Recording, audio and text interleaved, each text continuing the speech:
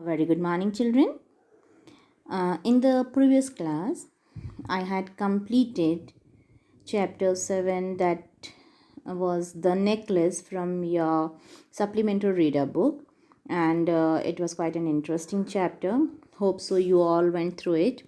And today I'm going to start with chapter 10 of your first flight book again.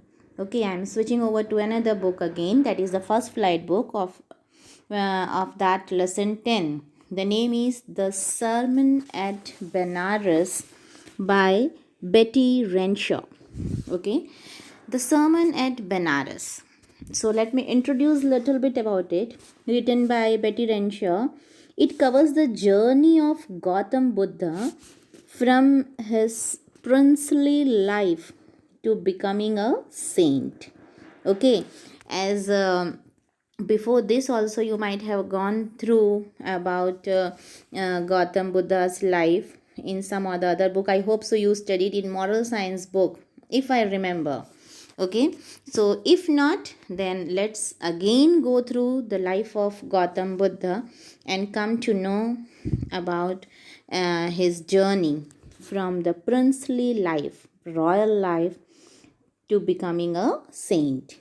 Okay, so before you read, activity is given over to you here in the book, children, so be with me and try to understand the lesson. Okay, it is asked to use a dictionary or to ask the teacher's help as you discuss the following questions and groups. First question is asked to you is, what is a sermon actually? Is it different from a lecture or a talk? Can this word also be used in a negative way or as a joke, as in my mother's sermon about getting my work done on time? So, first of all, we are asked to get the meaning of the word sermon. Okay, so we will get it. Then next question is for you to do just brain work, children, little bit. So it's your work to be done. You have to find out the meanings of these words and phrases, and better try to make the sentences, form the sentences out of these words of your own. Okay, so next question is asked to you, that is activity question. Have you heard of the Sermon on the Mount? Who delivered it? Who do you think delivered a sermon at Benares? So these questions are to be done on your own. So just start using your brain and get the answers of these questions. Okay, so coming to your book now. Look in your book. I'm going to read and then explain you this chapter paragraph wise, and in between obviously I will be discussing the difficult words. Gautam Buddha, born in the year 563 BC and died in the year 483 BC, began life as a prince named Siddharth Gautam in northern India. At 12, he was sent away for schooling in the Hindu sacred scriptures, and 4 years later, he returned home to marry a princess. They had a son and lived for 10 years as befitted royalty. At about the age of 25, the prince, heretofore shielded from the sufferings of the world, while out hunting, chanced upon a sick man, then an aged man, then a funeral procession, and finally a monk begging for alms. These sights so moved him that he at once went out into the world to seek enlightenment concerning the sorrows he had witnessed. He wandered for 7 years and finally sat down under a peepal tree where he vowed to stay until enlightenment came. Enlightened after 7 days, he renamed the tree the Bodhi tree, that is the tree of wisdom, and began to teach and to share his new understandings. At that point, he became known as the Buddha, that is the awakened or the enlightened.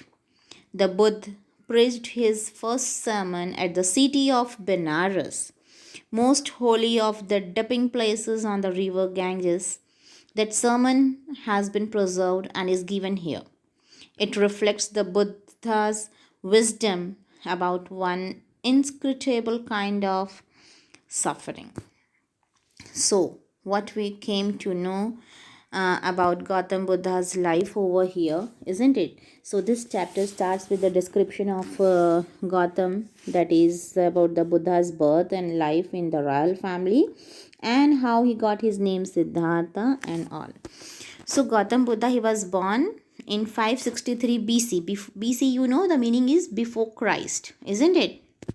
So he was born before Christ, means those who were born before the birth of the Christ. Okay, that is known as before Christ. So he began his life as a prince. So he was born in a very royal family, and he was a prince in that place named Siddharth Gautam. His name was Siddharth Gautam, and he was born in northern India. And at the age of 12 years, when he got 12 years age, he was sent away for schooling in the Hindu sacred scriptures, and 4 years later he returned home to marry a princess. So what happens, when he reached 12 years of age, he was sent away for schooling. Okay, so during those time, you know how the schooling was. He was sent to learn in the Hindu sacred scriptures. Sacred means holy or pious. Scriptures are the books. Which type of books? Holy books. That is, in our Hindu mythology, we have many Vedas and Purans, isn't it? So these are the sacred books. So he was sent to learn. And 4 years after that of his schooling, he returned back home, and he was now going to marry a princess. Okay, and after his marriage, they both had a son. Gautam Buddha and his wife, they got one son, and for 10 years, as befitted royalty, they lived. They befitted royalty means suited royalty, means suited. Befitted means suitable, and royalty means related to royal. Okay, very royal life, which really suits them because they were from belonging to a royal family. Okay, so they had a son, and they lived in a very royal way, a suitable life for 10 years after the birth of their son. And at about the age of 25, when Gautam Buddha reached the age of 25, the prince heretofore means till then. Okay, till then, that time when he reached to 25, shielded from the sufferings of the world. Shielded means protected. Till then, he was protected from all the sufferings of the world. He never knew the outside world, what happens and how the people suffers in the outside world. He was unknown from that because he was very safe inside his just a royal palace. Okay, because he was a prince, isn't it? So till then he was protected from the sufferings. But at about the age of 25, while out hunting, when he went out for hunting, okay, hunting purpose, chanced upon a sick man. Chanced upon means he came across by chance. Okay, willingly he didn't go to see that, but by chance he came across what? A sick man. First of all, he came across one very sick person who was very ill, and another one, an aged man. Then he came across one very old person, and third thing he saw in the outside world in the form of suffering was a funeral procession. Funeral procession, I hope so you understand, the procession of a dead person to the cremation ground. When a person dies, when they are taken to the cremating ground, that is known as funeral procession. Okay, so then he saw one funeral procession, and then the last scene which he saw was a monk begging for alms. Monk, you know, saint, okay, type person, and he was begging. Alms means to beg only. He was begging for alms. Okay, to get the alms means he was a beggar, like a beg. These sights so moved him that after seeing all these types of scenes outside, from his palace. Okay, he at once went out into the world to seek enlightenment concerning the sorrows he had witnessed. So what he thought, enlightenment means, you see, a state of high spiritual knowledge. Now finally what he wanted to seek, to get, seek means to get, okay, high spiritual knowledge. When one just finds the knowledge, okay, which comes from internal, okay, so relating to that concerned sorrows that he had witnessed, the related to that sorrows that he had witnessed means that he had seen in this outside world. So he just wanted to enlighten himself and to find out why this sorrows, why the people have to lead the sorrowful life. Okay, so to find out the answer to these questions, he just wanted to get that knowledge, and he went out of his palace. And what he did, he wandered means, you know well, to move from one place to another for 7 years. And finally after that he sat down under a peepal tree, okay, where he vowed means to swore or to promise. What he promised, to stay until enlightenment came, until he gets that spiritual knowledge. Okay, means he gets, his mind gets enlightened. Till that time he won't go back his palace. And he sat under the peepal tree and enlightened after 7 days. After 7 days he thought that really he had got that spiritual knowledge. That time he renamed the tree, the peepal tree, okay, under which he was sitting. And then he gave that tree the name as the bodhi tree. Okay, bodhi means the tree of wisdom. Wisdom means related to knowledge. Okay, that tree was termed as the tree of knowledge, and began to teach and to share his new understandings. And from that time he started preaching. Okay, he began to teach people, to make them understand that why they have to suffer, what is the cause of their sufferings. And he started sharing his understandings, his knowledge, his wisdom. At that point he became known as the Buddha. And from that time onwards, from that point when he understood, he got the spiritual knowledge and he started making people understand, that time he got the, he was known as the name Buddha. Buddha means the awakened or the enlightened one, who has already awakened, okay, who is enlightened. So the Buddha now preached his first sermon at the city of Benares. Where was his first sermon? At the city of Benares. What is sermon now? We got that word, children. In the beginning itself we should have known. Sermon is religious or moral talk. It's not lecture how I am giving you, that is not a sermon, but it is a religious lecture, you can say, or a talk, okay, or moral talk. Okay, so his first sermon was at the city of Benares. That was the most holy of the dipping places. Dipping places means the bathing places. You might be knowing that this Ganga and all other holy rivers, okay, they are very well known for the dipping places, because the people, they think that when they go there and they dip themselves, okay, so what happens, all their sorrows comes to an end, and all their curses, they are washed off, isn't it? So they are blessed one that time. So he also gave the sermon on the river Ganges, okay, on the river Ganga, and that sermon has been preserved and is given over here.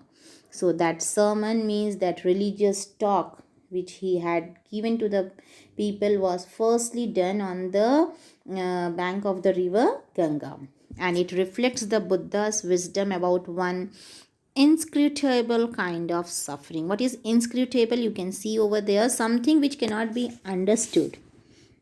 Okay, means people, they don't understand actually in life that what kind of suffering is this, why they have to suffer a lot. Okay, though they haven't done any mistakes or any sins, still why they have to suffer in the life. So Buddha, he had shown them the right path, the right way, and he had given them, he had also made the people understand, okay, about something which they can't understand about the sufferings. So he was preaching there, he was giving the sermons there. Now, coming to one story, children. Kisa Gautami had an only son and he died. In her grief, she carried the dead child to all her neighbors, asking them for medicine, and the people said, "She has lost her senses. The boy is dead."